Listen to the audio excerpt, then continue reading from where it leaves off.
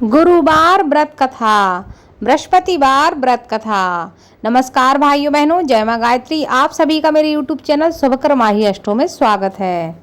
आज गुरुवार के दिन मैं आप सभी को गुरुवार व्रत कथा सुनाने जा रही हूँ।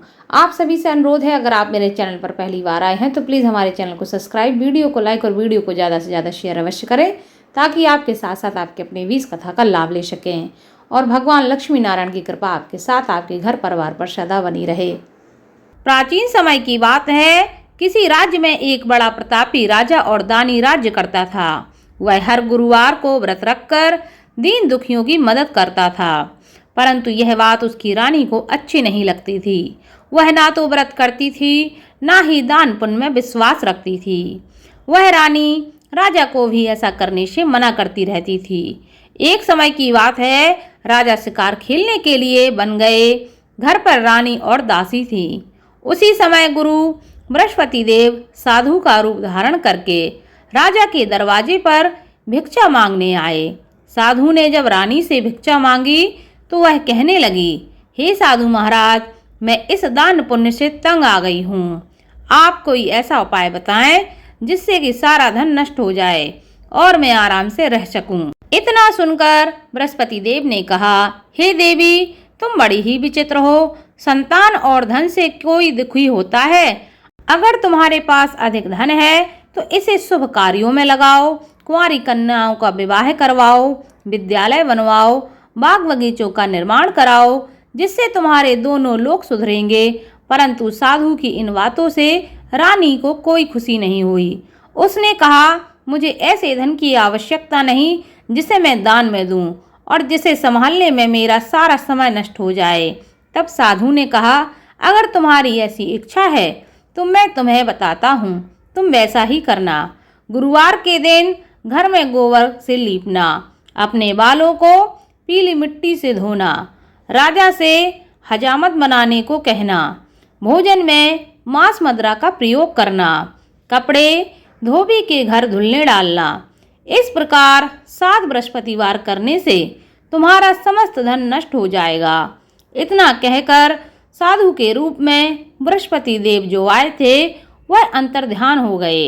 साधु के अनुसार कई बातों को पूरा करते हुए रानी को केवल 3 गुरुवार ही बीते थे कि उसकी समस्त धन संपत्ति नष्ट हो गई।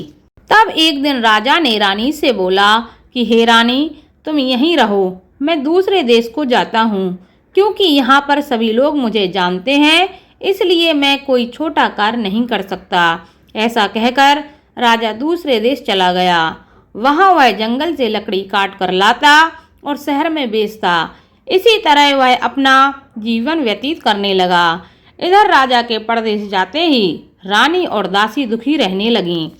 एक बार जब रानी और दासी को 7 दिन तक बिना भोजन के रहना पड़ा तो रानी ने अपनी दासी से कहा, हे दासी, पास ही नगर में मेरी बहन रहती है, वह बड़ी धनवान है, तू उसके पास जा और कुछ ले आ, ताकि थोड़ी बहुत गुजर बसर हो जाए। दासी रानी की बहन के पास गई। उस दिन गुरुवार था और रानी की बहन उस समय बृहस्पतिवार की व्रत कथा सुन रही थी। दासी ने रानी की बहन को अपनी रानी का संदेश दिया, लेकिन रानी की बड़ी बहन ने कोई उत्तर नहीं दिया। जब दासी को रानी की बहन से कोई उत्तर नहीं मिला तो वह बहुत दुखी हुई और क्रोध में आ गई। दासी ने वापस आकर रानी को सारी बात बता दी। यह सुनकर रानी ने अपने भाग्य को कोसा। उधर रानी की बहन ने सोचा कि मेरी बहन की दासी आई थी, परंतु मैं उससे नहीं बोली, इससे वह बहुत दुखी हुई होगी। कथा सुनकर और पूजा समाप्त करके वह अपनी बहन के घर आई और कहने लगी, हे बहन, मैं बृहस्पतिवार का व्रत कर रही थी, तुम्हारी दासी मेरे घर आई थी, परंतु जब तक कथा होती है तब तक ना तो कथा के बीच से उठते हैं ना ही बोलते हैं, इसलिए मैं नहीं बोली। बताओ दासी क्यों आई थी? रानी बोली, बहन, तुमसे क्या छुपाऊं, हमारे घर में खाने के लिए कुछ नहीं है। ऐसा कहते कहते रानी की आंखें भर आईं। उसने दासी समेत पिछले 7 दिनों के भूख की सारी बात अपनी बहन को बता दी। रानी की बहन बोली, देखो बहन, भगवान बृहस्पति देव सबकी मनोकामनाओं को पूरा करते हैं। देखो, शायद तुम्हारे घर में अनाज रखा हो। पहले तो रानी को विश्वास नहीं हुआ, पर बहन के कहने पर उसने अपनी दासी को अंदर भेजा तो सचमुच अनाज से भरा एक घड़ा मिल गया। यह देखकर दासी को बड़ी हैरानी हुई। दासी रानी से कहने लगी, हे रानी, जब तुमको भोजन नहीं मिलता तो हम व्रत ही तो करते हैं, इसलिए क्यों ना इनसे व्रत और कथा की विधि पूछ ली जाए ताकि हम भी व्रत कर सकें। तब रानी ने अपनी बहन से बृहस्पतिवार व्रत के बारे में पूछा। उसकी बहन ने बताया, बृहस्पतिवार के व्रत में चने की दाल, मुनक्का, केले की जड़ में अर्पित करें तथा दीपक जलाएं। व्रत कथा सुनें और पीला भोजन ही करें। इससे बृहस्पति देव और भगवान विष्णु की विशेष कृपा होती है। व्रत और पूजा विधि बताकर रानी की बहन अपने घर लौट आई। 7 दिन के बाद जब गुरुवार आया तो रानी और दासी ने व्रत रखा। वह घुड़साल में जाकर चना और गुड़ लेकर आई। फिर उसने केले की जड़ तथा विष्णु भगवान की पूजा की। अब पीला भोजन की चिंता को लेकर दोनों बहुत दुखी हुई।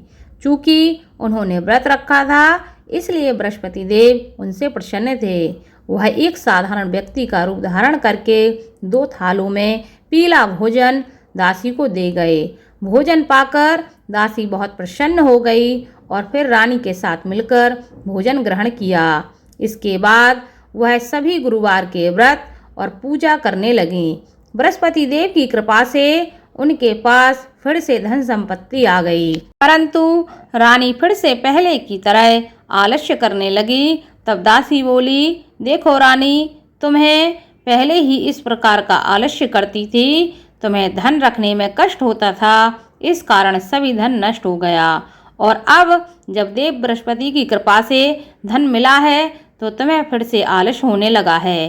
रानी को समझाते हुए दासी कहती है, बड़ी मुसीबतों के बाद हमने यह धन प्राप्त किया है, इसलिए हमें दान पुण्य करना चाहिए, भूखों को भोजन कराना चाहिए और धन को शुभ कार्यों में खर्च करना चाहिए। इससे तुम्हारे कुल का यश बढ़ेगा। बृहस्पतिवार व्रत कथा के बाद श्रद्धा के साथ आरती भी करनी चाहिए। इसके बाद प्रसाद बांटकर उसे ग्रहण करना चाहिए। जो भी लोग इस कथा को सुनते हैं और सुनाते हैं, उन पर भगवान विष्णु की हमेशा कृपा बनी रहती है और उनके सभी मनोरथ पूर्ण होते हैं। साथ ही साथ उनके जीवन के समस्त कष्ट भी दूर हो जाते हैं। बोलो भगवान विष्णु की जय।